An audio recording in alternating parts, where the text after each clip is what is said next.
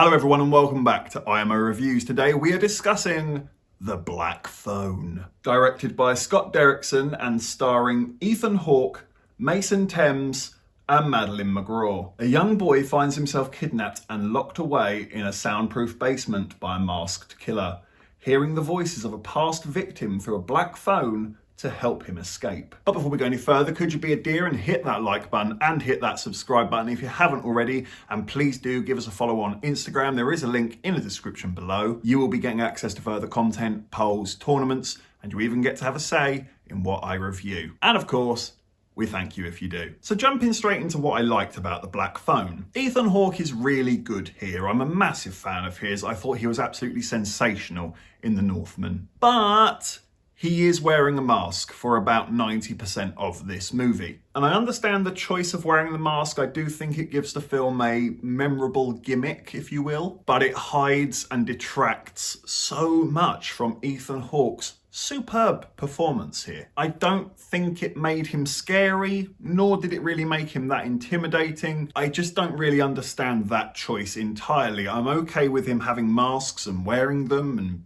adding something to his character in that sense, but I do think there needs to be several scenes here where he just isn't wearing a mask and he can actually perform properly without being obscured. But that being said, it is still Ethan Hawke giving his absolute fullest, and I really enjoy that about the guy. Doesn't matter if it's a total pile of rubbish or if it's an A-grade Oscar movie, this guy will give you a hell of a performance every time. This is a strange compliment, but I really like the locations in this movie. It felt dirty. I felt dirty just from looking at it. I wanted to wash my hands after walking out of the cinema. I'm really impressed with that level of immersion. Locations are probably one of the hardest things to bring to life in a movie for an audience to feel, but my God, yeah, I wanted to have a shower after this. I could almost smell that basement. I also quite enjoyed the plot to this movie. It felt pretty original and unique to me. At least at the top of my head, I can't think of another movie that does similar moves to this. It strangely feels like if Stephen King made a Saw movie. I know that sounds bonkers, but that's honestly how it kind of felt to me. And it did strangely work. I think the tension in this movie is pretty good. It's not the most palpable or heart-stopping type of tension,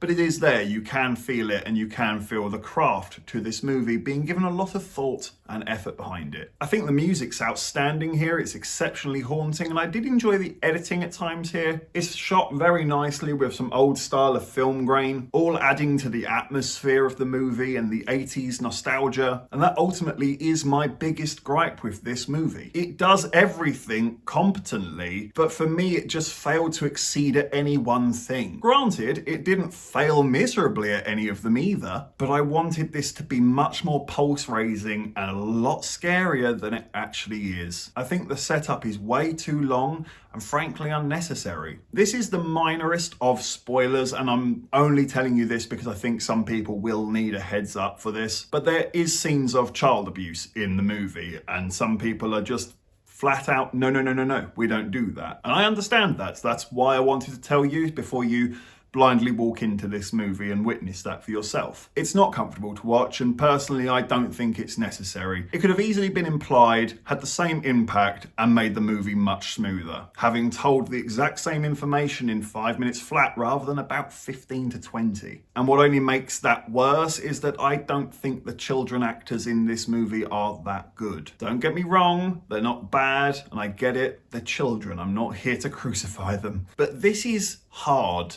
Imagine being an actor and being asked to play out a scene of child abuse. That's really hard to do. Even the greatest of the greatest actors would need hours upon hours to really perfect that and really get into the mind frame of someone who's suffered that. It's not just the difficulty of those big scenes like that they struggle to deliver, it's the small scenes as well. The main kid, seriously, some of his line reads flat as a pancake, no emotion to it whatsoever. It's as if someone held the script up to him behind the camera and let him read off it while he performed. It was just flat. I can't help but feel like they should have brought in one of the kids from Stranger Things or someone like that who has proven they have the shoulders to carry the weight of a scene. Because I don't think these kids did it very well at all. Not that they won't one day. Keep working, keep practicing. That's the beauty of it. You will get better. I'm trying to backtrack a little bit so you don't all dislike me for hating on children, okay? And the biggest crime this movie committed for me is that it just wasn't scary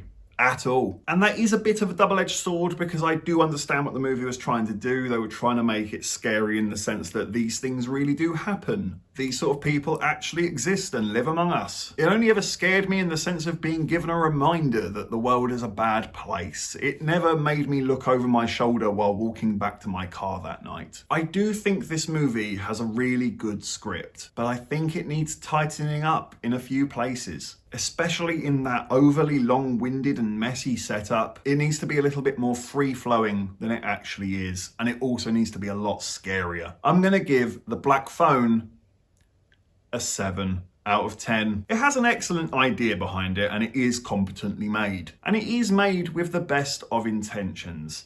It just failed to really hit home for me though. I liked it when I wanted to love it. Thank you for watching this review. Please be sure to hit that like button, and please do hit the subscribe button as well. And please do hit the comment section. Have you seen The Black Phone? What did you think about it?